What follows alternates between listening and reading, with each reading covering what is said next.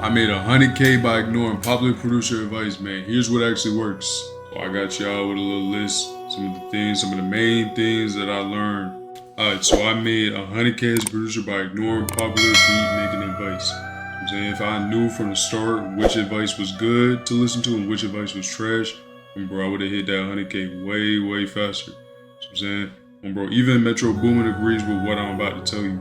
So I'm saying, so let me show you that clip first. I just feel like the technology, we just getting more and more to like, this shit finna be like iRobot. And it's just like take the soul from everything type shit. I feel what you're saying, bro. Like, I feel like a lot of producers feel like that. But at the same time, we in this little mindset now where producers really care more about the bread and just having that placement than the actual sound and shit too. But that go back to what I was saying earlier, what you was talking about, like, with a lot of shit sounding the same or not that inspired, that's what all that come from. Yeah. That's what all that come from. Like, if you really, I ain't gonna say for everybody, bro, cause like I said, I'm not trying to shit on nobody, but like, if you really, your intentions just gotta be in the right place. I say that. Yeah. Like, I feel like the blessings and everything like that I got in my life and just even where I'm at and where I'm going, it done came from my intentions always being pure. They done always been pure, bro. Like, nobody could fuck with me tomorrow, I'll still do this for free. Forever, nigga. Like, I done did it for free, forever. Like, I wasn't really trying to do it. He done did it for free. He done did it for free. Y'all not hearing him though. But like, I wanna get some money for some jewelry and some cars and like, bitches and all this. Like, it's just like, I love music, purely.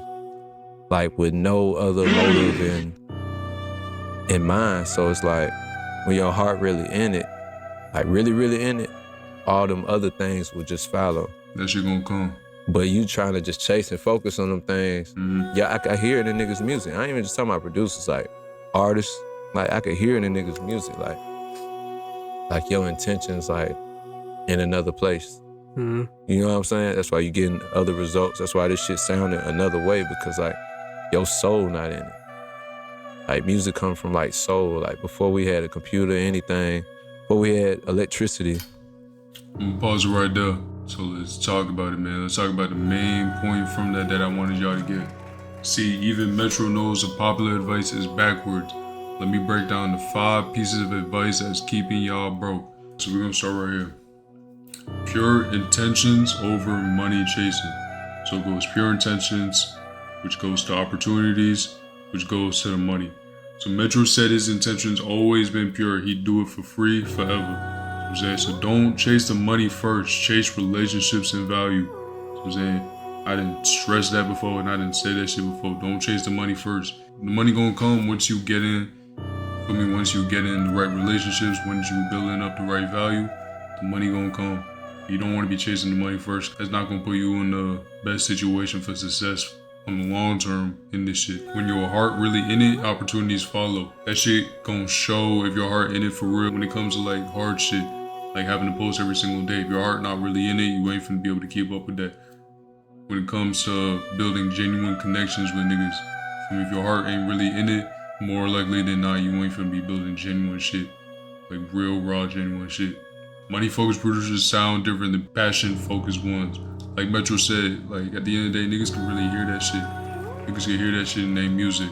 There's a different type of sound to it, for me. Because you're not going as deep. Because you're just trying to get a quick sale, a quick buck. You're not really understanding the nuances of shit. You're not really getting deep into the sound. You're not understanding really like the technicalities of all that. There's a difference between a money-focused producer and a passion-focused one. And then revenue increased when I stopped being desperate for sales. Once I shifted my mind, once I reframed my mind from looking for like just like a quick sale to being, for me, more long-term minded, that's when the revenue started coming in. It's backwards, I'm saying. You would think, nah, focus on the money, no, it's backwards. You gotta, for me, once you stop worrying about the money aspect, that's when the money really came. Story time, how me focusing on helping artists made me more money and connections than the producer trying to focus on a one-off sale. So I got a little story time for y'all. Got this placement with a co-producer. It was with a rapper. He isn't too big, but he kind of got his placement with him. And he doesn't have a label or nothing like that. He wasn't able to really pay for the beat like that. So I'm saying it was still a good placement though. I still wanted that bitch to drop. The co-producer was not going though. The co-producer, he was like, nah, I need the sale. We got to get this sale. I don't care. We got to get that sale. So he ended up taking the song down, some old shit, cause the rapper couldn't pay and shit like that. Because of all that, because of just the headache that he was giving niggas behind that shit, for me, he just ruined that relationship with that rapper. But me, on the other hand, because I wasn't going for none of that shit, I wasn't even tripping about the sale. I just liked working with the rapper, and I knew I wanted to work with the rapper Mo. Me and the rapper ended up going on to make a whole EP together. And the fact that, feel me, we done did a whole EP together, I got way more placements, way more connections through him, feel me? That shit ended up bringing me more money in the long term, you know what I'm saying? So that just goes to show you, like, rather than fighting so hard to just get like a one-off sale, for me, focus on the relationship, because that relationship ended up bringing me more money down the line. Not even just money, but just, for me, credibility too. I'm having more placements now, most songs out with my name on it, for me, and now I got a genuine connection to a rapper. So I'm saying, so that just goes to show you, man, you want to prioritize relationships over the money, and then the money gonna come. I'm not saying don't worry about the money at all, you know what I'm saying, but the money gonna come if you're focusing on the right things, if you got pure intentions. So these are just some of the screenshots of the type of things that you're gonna be seeing when you actually got your heart in this shit, when you passionate about this shit, when you got pure intentions. I mean, niggas is not doing this, niggas not saying shit like this if you just trying to get a quick sale, just trying to, you feel me? Niggas is only posting shit like this if you actually building up real relationships with these artists, and if they feel like you actually trying to help them without any ulterior motive going on. So thank you for helping me find myself again. This album sounded so great on Bro Shit Forever with this. That's how you know there's a genuine relationship going on, bro, because not only is he saying this, but he's reposting it on his own page too. This is the type of shit that shows you like y'all got a real relationship, like a genuine relationship going on. And then Baby K Osama, my favorite rapper, talking about I'm the hardest producer, and he posting that. You feel me? That's because we got a genuine relationship. And that shit only comes from just wanting to help niggas, wanting to see niggas win, for me not being all about the money in this shit. Everything brought Jayco, bro. We did I had 12 placements on that nigga album, for me. Again, that just comes from building up a genuine relationship with niggas. Got some more right quick. So you can see this is May 28th, 2024. Bro, you walk that beat, this is what I said. Bro, you walk that beat down, and the vibe. This for sure, type as intro. You want me to send you the sim so your engineer can cut out the broad text? Feel like it messes with the vibe during that quote a little, especially as an intro. Just want to make sure that John golden, cause it's gonna set tone. Nah, the world gonna know your name, baby boy.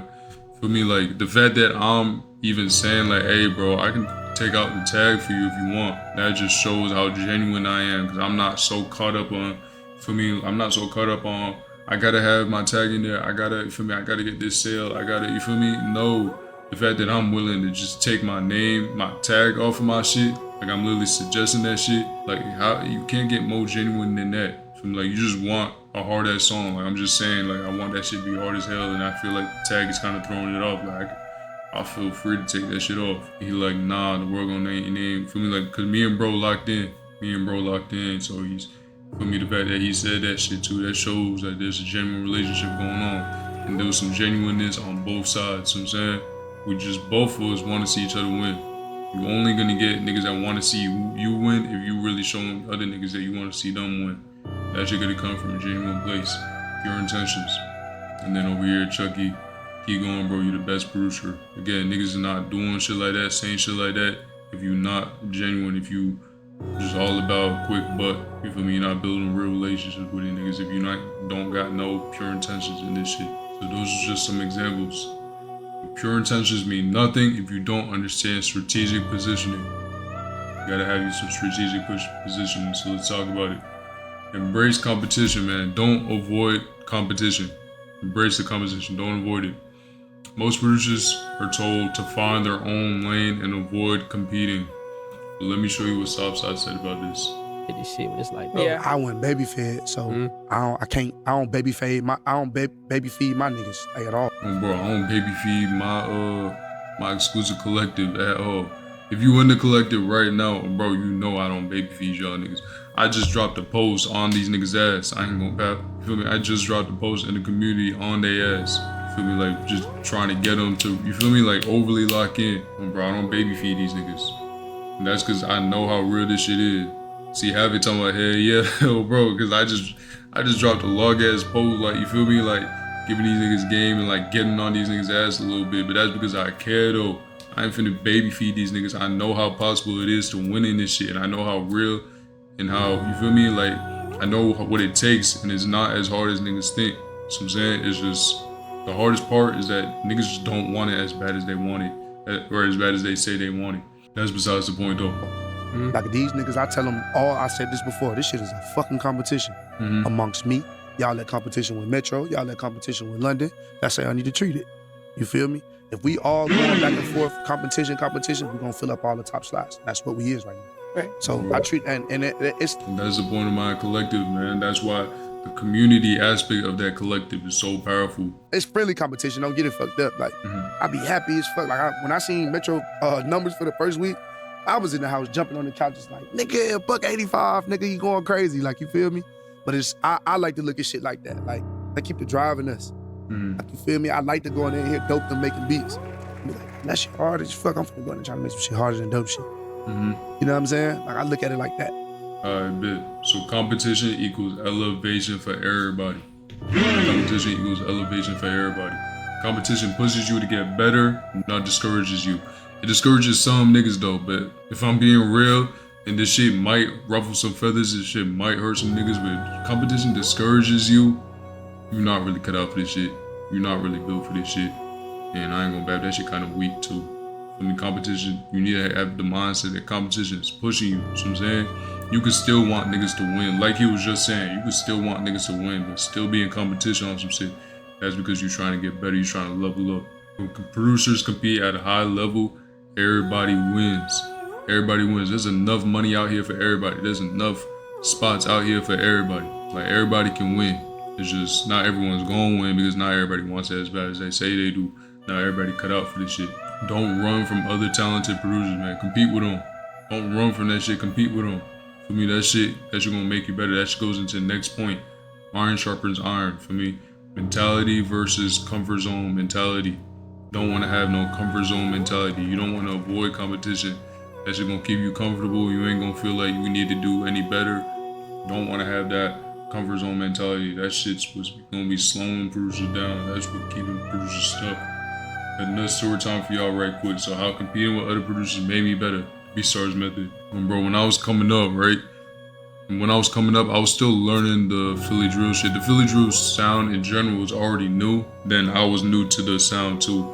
So one of the main producers that I was studying and that I was in competition with was Mumbo.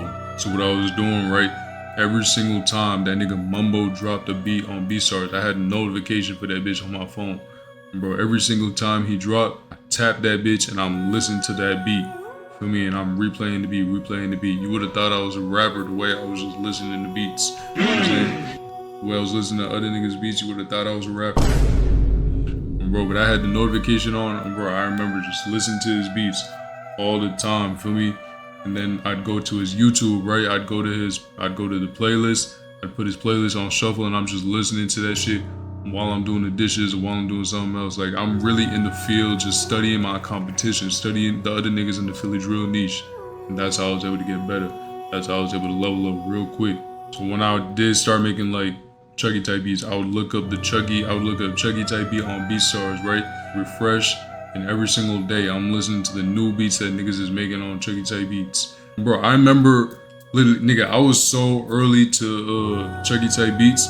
I remember when you search Chucky type beat on B-Stars, I remember that shit was less than 100 at a point. You feel me? It was less than 100 Chucky type beats on B-Stars at a point. No bad.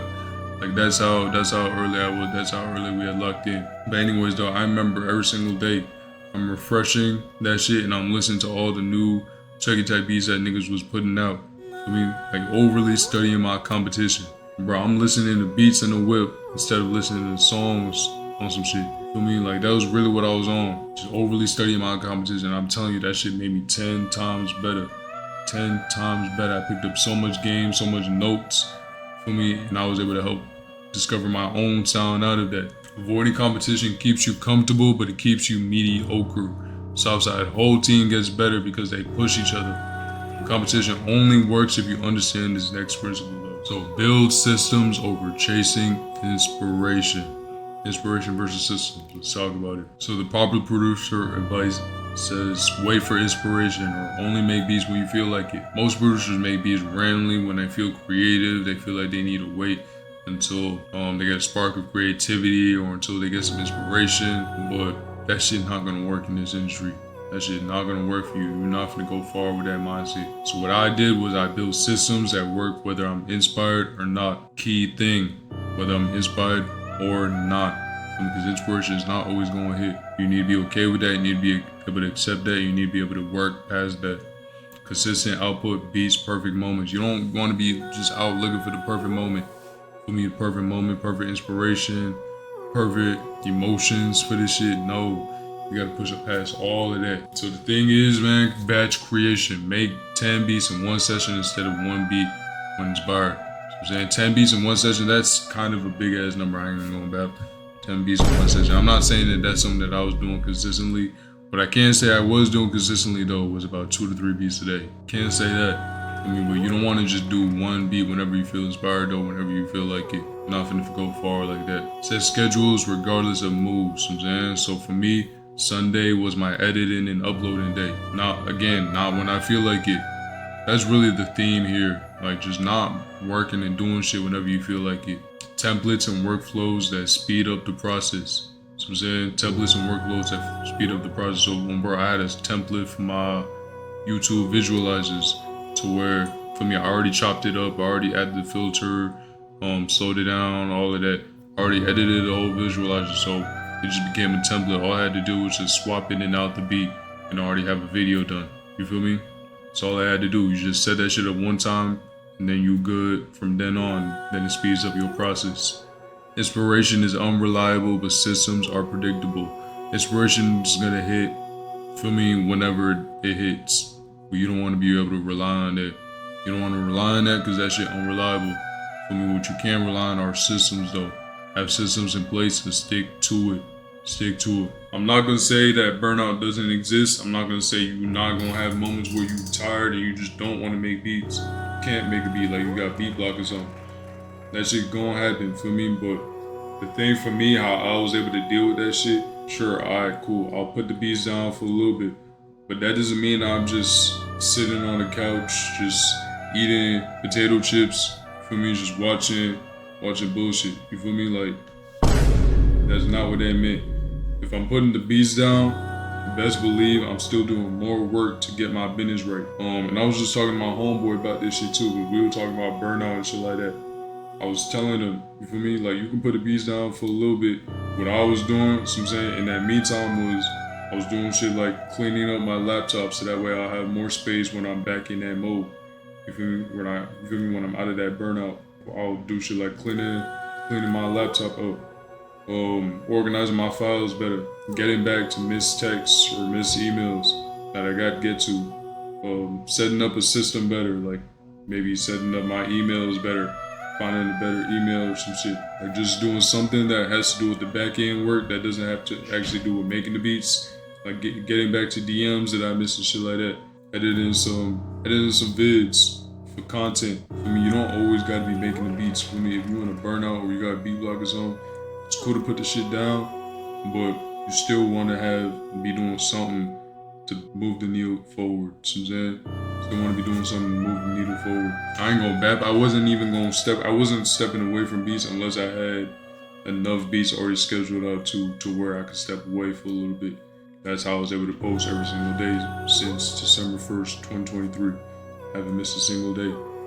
So I made sure that I always had beats scheduled ahead of time, exactly for moments like that. A little tip for y'all. And then artists need beats on their timeline, not your inspiration timeline. For me, that shit might sound harsh, but that's just how it is though. At the end of the day, you're not making beats for yourself, you're not making beats for other producers, you're making beats for artists. Like imagine them being like, or imagine you telling yo artists that you work with, oh I ain't make no beats yet, cause I'm not inspired right now. Can you wait for me until I'm inspired again? Nigga gonna look at you like you crazy. Well, bro, for me, they ain't finna wait around for you. They just finna go to the next producer. Fuck your inspiration timeline. Niggas don't care about that. You need to get out of that. Get out of that working when you got inspiration, working when you feel like it. The systems mean nothing without this business approach. You gotta have this business approach on you. Active income before passive income. Because the active income leads to the passive income pipeline. The passive income advice slows you down at the start. You don't want to be focusing on passive income at the start. Focus on custom beats and services first. That's what I was doing at first. Active income. That's what I was doing. It built relationships that generated consistent active income for me. And I was able to use that active income to fund passive income streams later on down the line. But you need to have some sort of active income coming in first before you can start developing the passive income streams. That's how it works. Custom beats made more money than beat stores initially. Personal relationships over hoping for random sales. But income means nothing without this business structure. So business systems over algorithm chasing. Owned versus rented platforms. This is big. I'm gonna explain what I mean by owned versus rented platforms. So stop chasing the algorithm and start building business systems. Business systems like email lists, client relationships, repeat customers. That's owned platforms rather than rented platforms. Rented platforms is algorithm-based shit. So YouTube, IG, TikTok, shit like that. That's rented platforms. And I say rented because you don't own that platform, and that platform can take away your shit like that whenever they feel like it. You can't do nothing about it. But your email list, you own that shit forever. That shit yours and only yours. You own that shit forever. For me, the relationships that you building offline, I mean, like off of this shit, for me, that's your relationship, and no platform can take that shit away from you. So you want to have owned platforms versus just rented platforms. Predictable income versus hoping for viral moments. Because when it comes to the algorithm, it kind of is just hoping for viral moments.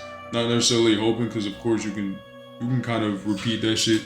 You can kind of generate viral moments once you really figure out the pattern and what works for you. But having owned platforms creates more predictable income for you. That's why having an email list and email marketing is so powerful. And too many producers are sleeping on that shit. But I guess they just like leaving money on the table though. You feel me? Like that's just what it is. Some niggas like leaving money on the table. So email lists and direct relationships save the business. Save the business for real. You gotta have you an email list. Gotta have you direct relationships. That's why they be saying in this producing game is like 80% networking and 20% music. I don't make the rules. So I'm saying I don't make the rules, my boy, but that's just how it go. So the 100K implementation strategy. Start with pure intentions like Metro, man. Focus on helping artists, not just selling beats. For me, focus on helping artists, not just selling beats.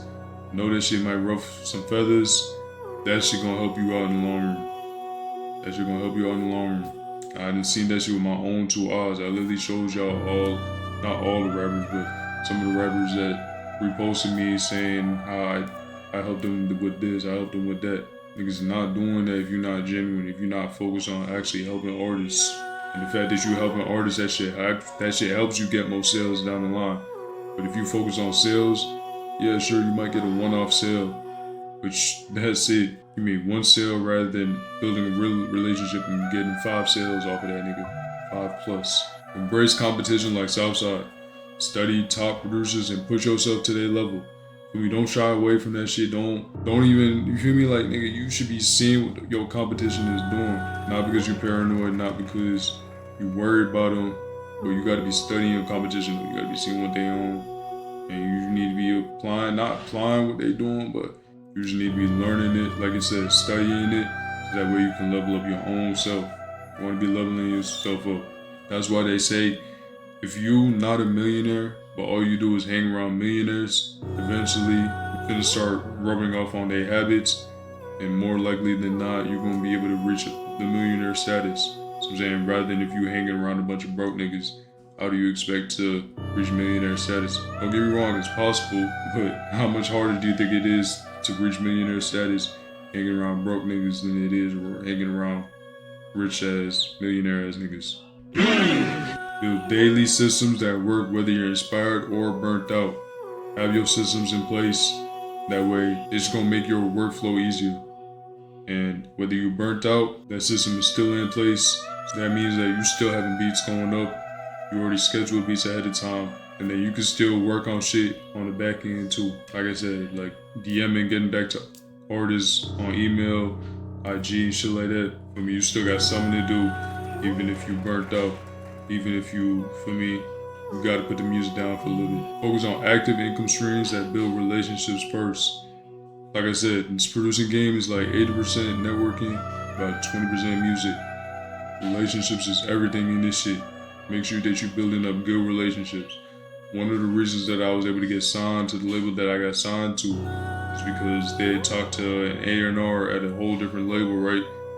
And they was just asking about me, and that A&R, he said, bro, you gotta sign Jayco. So then he was like, you gotta sign Jayco. Like Jayco is somebody that you gotta have on your side. For me, the way that nigga work, just what he's about and where he's finna go, where he's finna take his shit. Like that's somebody that you wanna have around you, have on your side. Somebody you wanna keep around. So that shit only comes from building genuine relationships with niggas. You wanna be able to have niggas that speaking highly of you even when you're not around, even when you're not in the room. And then create own platforms instead of depending on the algorithm. Like I said, the algorithm could change and do whatever they feel like tomorrow just cause they can. But that's why you wanna have own platforms though, where you control it, you own your email list, you own the niggas that you already locked in with, like off of this internet shit. You don't own them, but I'm saying like you own the relationship though. Like Instagram can't take away that relationship from you. So make sure that you're creating own platforms instead of just depending on algorithm shit. Alright, bet though, chat. I hope you learned a lot from this vid. If you have any questions, make sure you drop it in the comments below. Any other video ideas that you guys want to see from me too, let me know about that. I'm getting them done, man. I just love getting out free game to y'all. So I'm saying, because these are things that not only am I teaching it to you, but these are things that I also need to be reminded of myself too. I mean, it's always good to be reminded. Because what do they say? What do they say? They say something about how niggas need to be reminded more than they need to be taught. See, I don't just be making up the quotes, boy. I do not just be making up the quotes. People need to be reminded more often than they need to be instructed. People need to be reminded more than they need to be instructed. I love you though, Collector. I'm gonna see you in the next one, man. I got another vid too, just like this one. If you want to learn about more free games, shit like that, I got a whole playlist that you can watch. Yeah, I'm gonna see you in the next one, man. Love.